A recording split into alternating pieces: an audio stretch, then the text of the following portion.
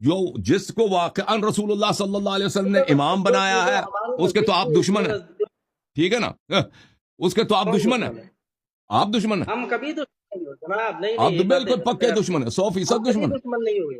اور نہیں جب دیکھو جب ان کے دشمن کی آپ سپورٹ کرتے ہو، ان کی جانی دشمن کی سپورٹ کرتے ہو تو تم اس کے دشمن بن گئے نا. تھا کون دشمن؟ تھا کون دشمن؟ جی دشمن جن کو کون تھا؟ دیکھو تو آپ مانتے ہیں کہ ایک ایسے افراد ہیں ان امت میں جن کو رسول اللہ صلی اللہ علیہ وسلم نے امام بنایا ہے.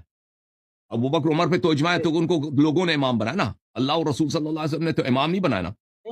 تو ابو بکر عمر کی امامت سن لو نا. دشمن کون ہے؟ میں دشمن بتاؤں نا دشمن کون ہے. نبی علیہ السلام نے حکم دیا، نبی علیہ السلام نے حکم دیا کہ ابو بکر کو کون نماز پڑھائے. اور یہ خلافت ہے، یہ خلافت ہے. دہلی کے جامع مسجد کے امام مغلیہ دور میں بادشاہ ہوا کرتا تھا. اور دلی کے جامع مسجد کے ابھی لال مسجد دلی میں جو ہے اس کا پیش امام ابھی وہ ہندوستان کا صدر ہے، ہندوستان کا وزیر اعظم ہے. صلی اللہ علیہ وسلم نے آگے بڑھایا ہو، جنہیں رسول نے آگے بڑھایا، مولا کائنات مولا علی مشکل کشا نے جس کی بیعت اچھا کی. اگر میں آپ کی کتاب بخاری سے ثابت کروں یہ حدیث جھوٹی ہے، رسول صلی اللہ علیہ وسلم نے ابو بکر کو ہٹایا ہے. لیکن پہلی بات یہ نہیں بخاری دکھائے اب نا. سن لینا، اب تو جملہ ختم نہیں ہونے دیتے نا. اب تو وہ ہو گئے، آپ تو ایکسائٹڈ ہو گئے، ڈر گئے. جو انسان ڈر جاتا ہے سامنے والے کو بات نہیں کرنے دیتا نا. دیکھو پہلی بات یہ ہے کہ آپ کے مذہب میں کافر کے پیچھے بھی نماز جائز ہے، فاسق فاجر کے پیچھے بھی نماز جائز ہے. ٹھیک ہے نا؟ کسرے کے پیچھے بھی نماز جائز ہے. امامت صغرا کو تو معذور نہیں کرتا نا یار صاحب. ہاں اصل یہی ہے. تو یہ جو پیش امامی جو ہے یہ خلافت نہیں ہے. پیش امامی اور ہے، نبی صلی اللہ علیہ وسلم کے خلافت اور. پہلی بات یہ ہے. دوسری بات، اگر آپ چاہتے ہیں نا ایسے ہی بیٹھ کے ادعا کرنا کہ نبی صلی اللہ علیہ وسلم نے ابو بکر کو خلیفہ بنایا، ایسے بیٹھ کے ادعا کرنا، یہ تو کوئی بھی ادعا کر سکتا ہے نا. اور آپ ادعا کرو کہ آپ خلیفہ ہو اور بات نہ کاٹو نا. بات سنو. ابھی اگر آپ چاہیں ہم دونوں گفتگو کرتے ہیں کہ ابو بکر کو رسول صلی اللہ علیہ وسلم نے ہٹایا ہے یا اس کو نصب کیا ہے. گفتگو کریں. ہمارے نزدیک ساری امت اکثر کے نزدیک ثابت ہے نا یاری صاحب. جیسا آپ بھئی کہتے ہیں نا امت تو اس زمانے میں نہیں تھی نا. امت تو روایات کو دیکھتے ہیں نا. آپ کے ہاں بخاری حجت ہے یا نہیں ہے؟ امت کا لفظ جو آیا قرآن میں یہ اس زمانے میں نہیں تھے. امت تو آیا کیسے پہ؟ اب مجھے بات کرنے دو گے. ابھی امت اس زمانے میں تو نہیں تھی نا. ابھی جو آپ کے پاس جو چیز ثابت ہے وہ کتابوں سے ثابت ہوگی. آپ کے یہاں تو عقیدہ یہ بھی ہے نا سارے. اب بھائی بات کرنے دو نا مجھے. دیکھیں آپ کہتے ہیں ہمارے نزدیک ثابت ہے. آپ کے نزدیک کیسے ثابت ہے؟ آپ نے آنکھوں سے تو نہیں دیکھا نا. آپ نے جو کتابوں میں لکھی ہے. اگر میں آپ کے کتاب میں دکھاؤں کہ ابو بکر کو نماز سے رسول صلی اللہ علیہ وسلم نے ہٹایا ہے تو پھر آپ کیا کہو گے؟ دکھائے نا. اگر دکھایا تو پھر کیا ہوگا؟ اگر دکھایا اب دکھائے تو پھر ہم دکھائیں گے آپ کو ہے نا کہ رسول نہیں. اس کا نتیجہ کیا ہوگا نا؟ پھر اس کا نتیجہ یہ ہوگا کہ آپ جھوٹے ہیں نا. چلیں جی. نہیں اور یہ بھی ہے نا، روایت یہ بھی موجود ہے نا کہ نبی علیہ السلام نے خود انہیں، وہ بھی آخری ایام میں اپنی زندگی کے میں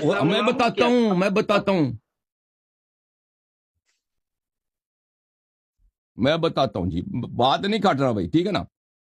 آپ میرا بات نہ کاٹیے. پہلی بات یہ ہے میرے محترم ناظرین، اچھی طرح سے دیکھ لو. اس قوم کا دھوکہ دہی، اس قوم کی مکاری اور فریب کاری یہ خود مانتے ہیں. نہیں میں استدلال نہیں بھائی صاحب، مجھے میری بات نہیں کاٹیں گے. میری بات نہیں کاٹیں گے آپ. آپ کے نزدیک میں غلط فی پر ہوں. میرے نزدیک آپ غلطی پر ہیں. مجھے حق ہے کہ میں آپ کو کہہ دوں غلط پر ہیں. اور بھائی سن لو، مجھے بات کرنے دو، میری بات نہ کاٹو. آپ میرے نزدیک فریب کار ہیں. آپ کے دلائل فریب ہیں میرے نزدیک. آپ میرے نزدیک آپ کے دلائل فریب کاری کے علاوہ کچھ بھی نہیں ہے. اب سن لو کیسے فریب کاری ان کی دھوکہ دہی. خود مانتا ہے. پلیز میری بات نہ کاٹو نا بھائی. محمد مجاہد صاحب مجھے بات کرنے دو. میں ابھی بتاتا ہوں کہ دنیا دیکھ لے گی کہ آپ فریب کار ہیں. آپ دھوکہ دے رہے ہیں لوگوں کو. اب بات تو ختم ہونے دو. یہ پھر میں شروع سے عرض کرتا ہوں، لوگوں دیکھ لو ان کی فریب کاری، ان کے دھوکہ دہی اور ان کی مکاری خود مانتے ہیں ایک طرف سے کہ جو پیش امام ہوتا ہے اس کا پھر شروع ہو گیا بھائی. نہیں یہ الفاظ آپ کو واپس لینے پڑیں اور بھائی اگر میں نے ثابت نہیں کیا کہ آپ کے فریب کاری, مجھے جملہ ختم ہونے دو نا, پھر آپ کہہ دو آپ نے ثابت نہیں کیا. نہیں بالکل میرا حق ہے, مجھے تصریح کرنے کا حق ہے کہ آپ کی دلیل باطل ہے, یہ گالی نہیں ہے. پلیز اس کو بھائی صاحب میں آپ کو آخری دفعہ وارننگ دیتا ہوں, مجھے بات نہ کاٹو, بات نہ کاٹیں پلیز. یہ بل کیونکہ یہ ڈر گیا بھائی کہ یہ میں ان کا مکاری دکھاؤں گا نا, مکاری دکھاؤں گا, بولنے نہیں دے رہا. پھر یہ کہتے ہیں کہ مجھے کیوں میوٹ کرتے ہو تم, خود میوٹ ہو گیا الحمدللہ, آواز نہیں آ رہی, بہترین. لوگوں دیکھ لو ان کی فریب کاری, ان کی مکاری, ٹھیک ہے نا, اور ان کی دھوکہ دہی. ایک طرف سے خود مانتا ہے کہ جو پیش امام ہوتا ہے مسجد کا, اس سے امامت عظما کا کوئی تعلق ہی نہیں ہے. امامت عظما کا جو منصب ہے اس کی تعریف ہی اور ہے. امامت عظما کے جو منصب کے ذمہ داریاں ہیں, اس ذمہ داریاں ہی اور ہیں, اس کی کوالیفیکیشنز ہی اور ہیں, اس کے بننے کا طریقہ ہی اور ہے. اور یہ بھی مانتا ہے کہ جو پیش امام ہوتا ہے وہ فاسق بھی ہو سکتا ہے, فاجر بھی ہو سکتا ہے, کافر بھی ہو سکتا ہے, خسرا بھی ہو سکتا ہے. یہ بھی مانتا ہے, یہ بخاری میں ہے. یہ سب دیکھو, اور اس کے باوجود جب یہ دو چیزیں ہیں, ایک مسئلہ ہے کہ پرچون کا دکان ہے, اور ایک ہے سٹی کا جو سب سے بڑا یونیورسٹی ہے اس کا جو چانسلر ہے, یہ دو مختلف پوسٹ ہیں. یہ مجھے دکھا رہا ہے کہ ابو بکر جو ہے یہاں پہ پرچون فروشی پہ لگ گیا ہے, ٹھیک ہے نا, امام جماعت پہ لگ گیا. تو اس سے کہاں ثابت ہو گیا کہ وہ پوری یونیورسٹی کا چانسلر بھی ہے؟ بھائی یہ تو دو مختلف مقامات ہیں. اور شیخ صاحب مدعا اور دلیل میں تناسب بھی تو ہونا چاہیے نا, یہی تو آپ کی دھوکہ دہی ہے. اور جس کو رسول صلی اللہ علیہ وآلہ وسلم نے امام پلیز خاموش, آپ کا جو آپ مت بولیے, آپ میرے بیچ میں نہ بولو نا. دیکھو بھائی صاحب, مجاہد صاحب, بات کرنے فائدہ بھی ہے بھائی, اگر بات کرنے کا اصول ہی یہی ہے کہ ایک دوسرے کے بیچ میں نہیں بولتے. مجھے کتنا ٹائم کتنا اسپلٹ کریں,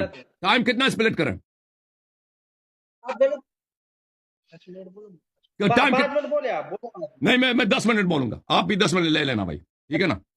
میرے 10 منٹ میں آپ نہیں بول سکتے بھائی, چاہے میں آپ کو گالی نہیں دوں گا, لیکن آپ کی مکاری کو میں مکاری کہوں گا بھائی, ٹھیک ہے نا. آپ نے جو شریعت کے ساتھ فریب کیا ہے, پھر شروع ہو گیا بھائی. اس کے ساتھ مناظرہ ہو سکتا ہے.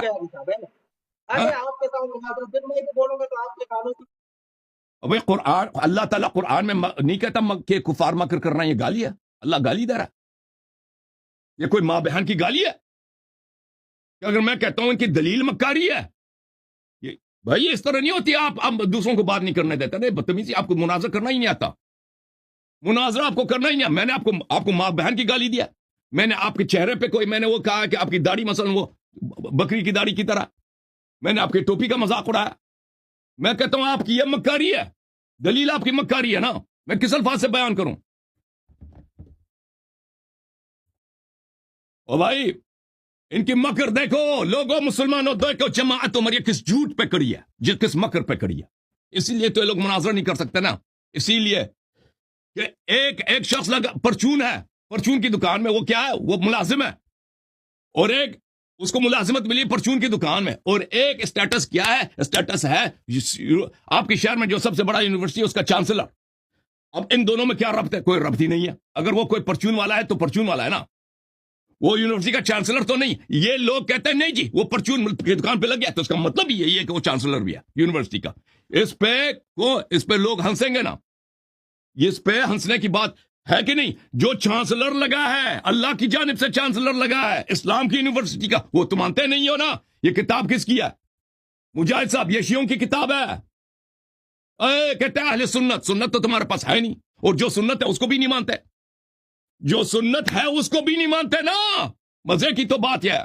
خاموش ہو جاؤ مجاہد خاموش, میری باری ہے نا, ٹائمر لگا دیتا ہوں, 10 منٹ میرا, 10 منٹ آپ کا. خاموش, اچھی طرح سنو.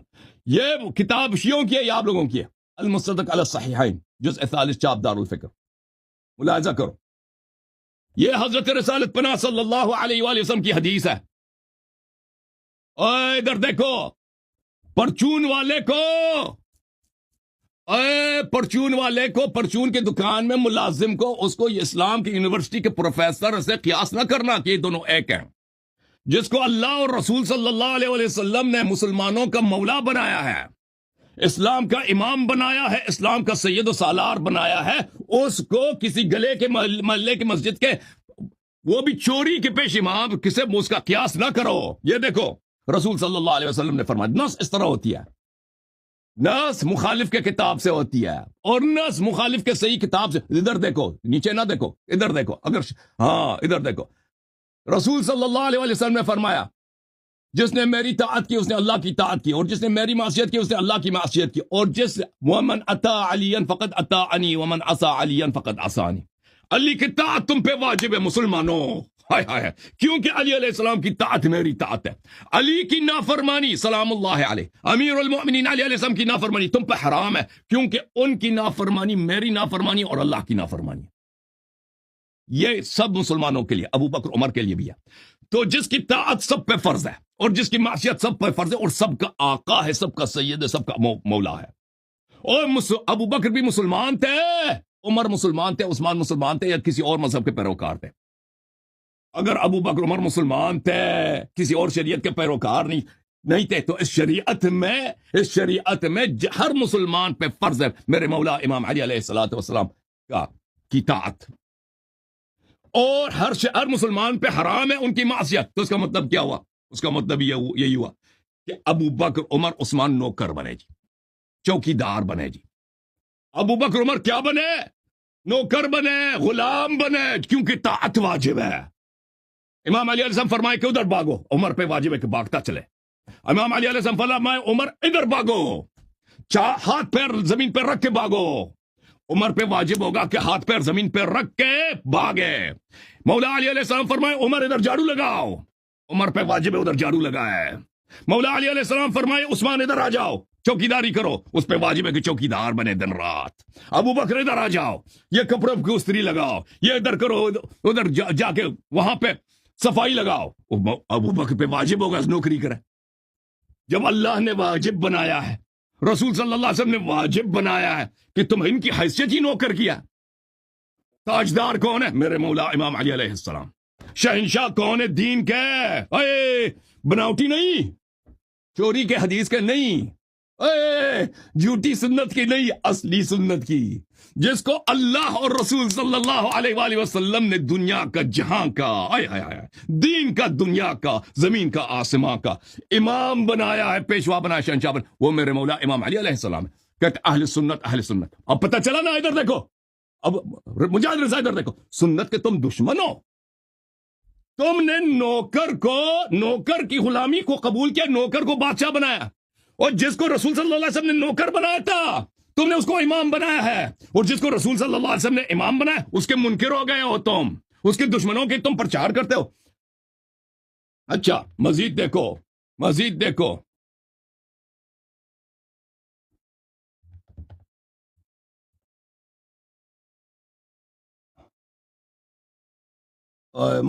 جی،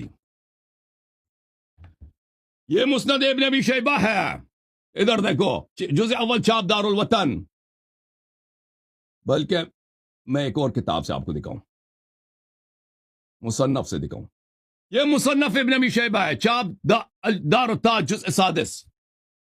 یہاں پر رسول صلی اللہ علیہ وآلہ وسلم نے فرمایا، آئے ہائے ہائے ہائے ہائے، یہ کہتا ہے اہل سنت. اب تم سنت کے دشمن ہو، تم رسول صلی اللہ علیہ وسلم کے دشمن ہو، دین کے دشمن ہو. تم نے لوگوں کو بیوقوف بنایا ہے. جن کو رسول صلی اللہ علیہ وسلم نے خلیفہ بنایا ہے وہ کہتے ہیں جی نہیں بنایا. اور جس ایک جھوٹی حدیث لے کے آئے ہو کہ اس کو پیش امام بنایا. ادھر دیکھو، انی تارکم فیکم الخلیفتین من بعدی، میں تمہارے درمیان 2 جانشین چھوڑ کے جا رہا ہوں. آئے ہائے ہائے، سردار انبیاء صلی اللہ علیہ وآلہ وسلم کے جانشین ہیں اس امت میں. وہ ابو بکر عمر ہے؟ نہیں. وہ کون ہے؟ کتاب اللہ و عطرت اہل بیت، وہ عطرت طاہرہ اہل بیت ابرار علیہم السلام ہیں. آئے ہائے، اہل بیت ابرار علیہم السلام، یہ خلفاء رسول صلی اللہ علیہ وآلہ وسلم، یہ حدیث متواتر ہے.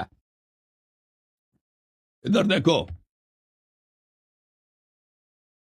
یہ کتاب السنہ لأبی بکر بن ابی عاصم، جزء اول چھاپ دار السمیعی. ہائے ہائے ہائے، آج یہ شخص دیکھیں ان کا بڑے سے بڑا مولوی یاد ہے نا، بے عزت ہو کے چلا جائے گا، کیونکہ جب جو شخص رسول صلی اللہ علیہ وسلم، قرآن، اہل بیت طاہرین، رسالت پناہ صلی اللہ علیہ وسلم کے انکار کے لیے آتا ہے نا، اس کی بے عزتی تو اس کی مقدر ہے نا، دنیا میں بھی آخرت میں بھی. اسی لیے تو بھاگ رہے ہیں نا، یہ لوگ مناظرے کے لیے آتے نہیں ہیں. ادھر دیکھو، انت منی بمنزلت ہارون من موسیٰ، آئے ہائے ہائے ہائے ہائے. ادھر دیکھو، علی منی وانا منہ وهو ولی کل مؤمن من بعدی، میرے بعد ہر مؤمن کا شہنشاہ، میرے بعد ہر مؤمن کا آقا کون ہے؟ امام علی علیہ السلام. اور اگر وہ ابو بکر عمر کے آقا نہیں ہے تو اس کا مطلب ہے ابو بکر عمر دین سے خارج ہے، کیونکہ رسول صلی اللہ علیہ وسلم نے مؤمن مسلم کی پہچان اس طرح کرائی. مؤمن مسلم وہی ہے جس کا مولا امیر المؤمنین علیہ السلام ہے، جس کا آقا امام علی علیہ السلام ہے. تو تم چن لو بھائی، ابو بکر مسلمان تھا یا نہیں تھا؟ اگر مسلمان تھا تو اس کا آقا، اس کا شہنشاہ میرے مولا امام علی علیہ السلام، اس کے سر کے تاج میرے مولا امام علی علیہ السلام ہے. اور ابو بکر کی حیثیت چپراسی کیا، کیونکہ اس پہ طاعت ہی واجب ہے. یہ حدیث اس کا کیا حیثیت ہے؟ اسناد صحیح رجال مسلم. سبحان اللہ. ہوئے ہوئے ہوئے ہوئے ہوئے ہوئے ہوئے. انت منی بمنزلت ہارون من موسیٰ الا انک لست نبیا وانت خلیفتی فی کل مؤمن من بعدی. اسناد حسن بل صحیح. آپ میرے بعد ہر مسلمان پر، ہر مؤمن پر میرا خلیفہ و جانشین ہے. سمجھ میں آئے نا؟ جس نس اس طرح ہوتی ہے، یہ نس جو ہے نا چوری کی نس نہیں ہے کہ کسی کو چوکیدار بنایا یا کسی کو چپراسی بنایا، کسی کو پرچون کے دکان پہ لگا دیا، ادعا کرو کہ یہ یونیورسٹی کا چانسلر ہے. یہ اس طرح چوری کا، سنت تمہاری چوری کیا ہے، سنت کو تو تم مانتے ہی نہیں نا. وہ جس اب مان بھی لے کہ ابو بکر کو پیش امام بنایا نا، اور پیش امامت کیا، خلافت عظما کیا، ان دونوں میں زمین آسمان کا فرق ہے. تمہارا عقل کہاں ہے مولوی صاحب؟ ٹھیک ہے، یہ سنت جو میں آپ کو دکھا رہا ہوں، اس میں تصریح ہے کہ نبی صلی اللہ علیہ وسلم کے بعد سب مسلمانوں کا شہنشاہ میرے مولا امام علی علیہ السلام ہے. اچھا، اب آتے ہیں اس بات کی طرف. اس حدیث کو جو آپ کہتے ہیں کہ ابو بکر کو رسول صلی اللہ علیہ وسلم نے پیش نمازی دیا، اس کا راوی کون ہے پتہ ہے؟ اس کا راوی ہے عائشہ. ادھر دیکھو، اور رسول صلی اللہ علیہ وسلم نے اسی حدیث میں بتایا کہ عائشہ جو ہے سچی نہیں ہے. یہ کتاب بخاری. اب گالی مجھے نہیں دینا، میں آپ کو بخاری سناؤں گا، سنت سناؤں گا. ادھر دیکھو، سنت کے منکرو، میں آپ کو سنت دکھاؤں گا. بخاری چابدار حیات تراث العربی. ادھر دیکھو، یہ صفحہ نمبر ہے 134، حدیث نمبر ہے 664. اسی میں یہی ہے کہ مرو ابا بکر فلیصلی بالناس. اسی میں پہلا جملہ ہے انکن صواحب یوسف. آئے ہائے ہائے ہائے. صواحب یوسف کو جانتے ہو شیخ صاحب؟ صواحب یوسف کون تھی؟ وہ عورتیں تھیں جو دین خدا کے خلاف سازش میں دن رات مصروف ہوتی تھیں. وہ صواحب یوسف ہیں. ایک منٹ شیخ صاحب، ابھی آپ کی باری آئے گی. اللہ تعالیٰ نے قرآن میں فرمایا نحن نقص علیک احسن القصص بما اوحینا الیک. پھر فرمایا لقد کان فی یوسف و اخوتی آیات للسائلین. یوسف کی کہانی میں بڑی بڑی نشانیاں ہیں. اس میں ایک نشانی ہے خواتین جو یوسف کی دشمن تھی. ان کے متعلق قرآن نے فرمایا ان کیدکن عظیم. یوسف کے خلاف جو خواتین تھی، کافرات تھی، فاجرات تھی، کاذبات تھی. ظاہر میں وہ یوسف کی بلائی چاہتی تھی، حقیقت میں وہ یوسف کی دشمن، اس کے خلاف سازش میں مصروف تھی. ان کا قید، ان کا مکر بڑا عظیم ہے. اوئے ہائے، اللہ نے ان کو مکار بولا نا بھائی، نہیں کہنا گالی دیا میں نے. اوئے اللہ نے بولا نا، اللہ نے فرمایا ان کید الشیطان کان ضعیفا. شیطان کی جو مکر ہے کمزور ہے. صواحب یوسف کی مکر جو ہے وہ عظیم ہے، بڑا ہے. اوئے جس نے یہ حدیث روایت کیا نا کہ میرے ابا جان کو رسول اللہ صلی اللہ علیہ وسلم نے نماز پڑھانے کا، اسی میں ہے کہ رسول صلی اللہ علیہ وسلم نے اس کی تکفیر کیا. اسی میں کہ رسول صلی اللہ علیہ وسلم نے اس کی تکذیب کیا. اسی میں کہ رسول صلی اللہ علیہ وسلم نے اس کو اپنا دشمن بتایا. کیونکہ صواحب یوسف نبی اللہ یوسف کے دشمن بھی تھیں اور قرآن اور سنت کے منکر بھی تھیں.